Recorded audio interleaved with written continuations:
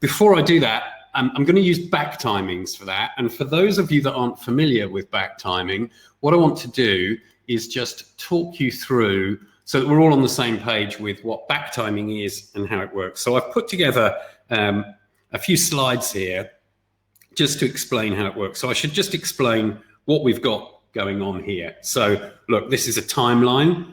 This is our show here in the middle that we're going to make. This is our live show. Before us is a documentary, a commercial break. We must start at this time.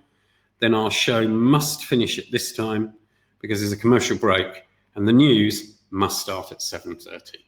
So that's our imaginary show just for the purposes of this explanation of back timing. That gives us a duration of the show of 23:40. Just going to move that up there to create a little bit of space. And we now need to consider the content of our show and how this works. So you can see in the yellow and blue there that I've just put together a very basic show, obviously just for the purposes of explaining this. A host introduction, a link in the middle, and a good night link at the end.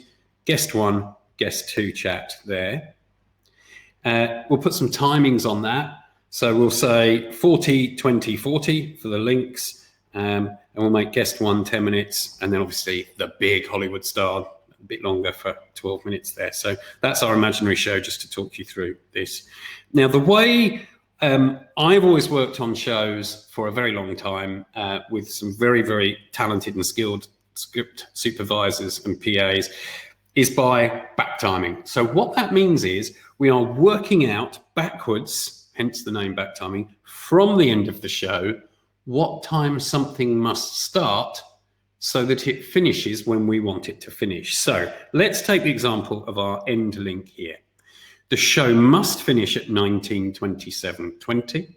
The end link is 40 seconds, so it must start at 19:26:40. We therefore call this the back time start time for this item. That's our target. We have to start this at that time to get here. Now, of course, it's the host speaking. The host could speak for longer or shorter, that's fine. But of course, the last item in your show could be a VT, and it's fixed. And if it's fixed, you have to really, really get to it on time.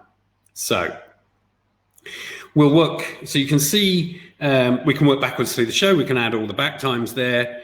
It's just a process of logic and a bit of hard work and a good brain to work that out. But Tinklist now does all this for us, and this is a complete joy. And the reason the back times are so useful is because they become our early warning system. So for example, if after we've done the first sequence here, our target for it was 19:04:20, but if we get to this item and this item starts at 19:04:38, we immediately know we have a problem. We've come to it late by 18 seconds. And just to see the difference there, we can immediately say that we are overrunning by 18 seconds. And the earlier you get that information, and the more accurate it is, obviously, the more you can start making plans. What are we going to change? Are we going to change this or this or this so that we still finish on time? Getting this information immediately and accurately is really, really important. So those are the back times. We'll just clear that off there just for a second. Now we're imagining that we're live with this imaginary show. And we've done the host link. We planned it to be 40. It's come out at 58. We've gone into the interview. We planned it at 10.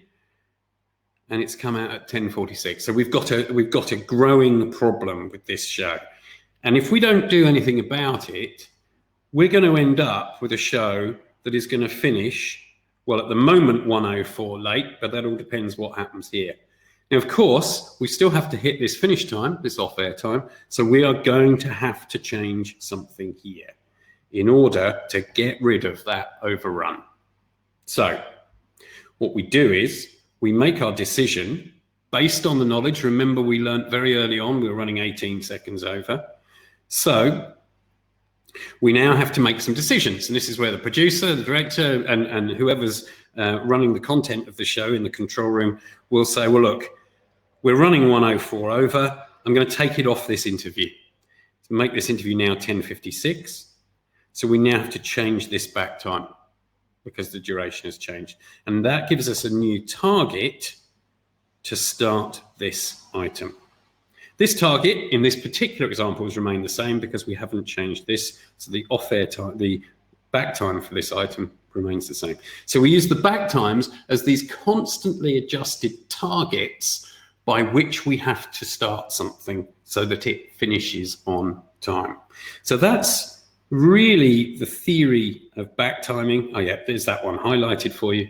And so what this example tells us is that the most important thing here is going to be this countdown here, because we've decided to not change that time. We've changed this one, and during this item, we have to count very strictly to this target here in order to get off air. So that's the principle of back time.